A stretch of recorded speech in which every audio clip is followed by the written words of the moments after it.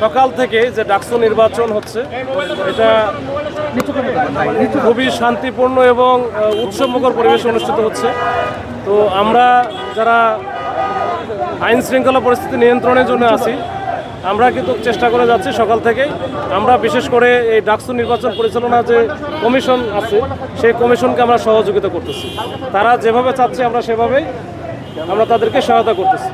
আর এখন পর্যন্ত সব পরিবেশ পরিস্থিতি সব কিছু ভালো আছে আলহামদুলিল্লাহ। ইনশাল্লাহ যদি আমরা এটা বজায় রাখতে পারি একেবারে ভোট গ্রহণ শেষ এবং ভোট গণনা পর্যন্ত, তাহলে এটা আমাদের সবার জন্যই এটা বড় ধরনের সাকসেস। কোনো অপ্রীতিকর ঘটনা বা সন্দেহভাজন কাউকে আটক এরকম কিছু আছে কিনা? না, এরকম অপ্রীতিকর ঘটনা এখন পর্যন্ত এরকম কোনো কিছু বড় ধরনের ঘটনা ঘটে নাই।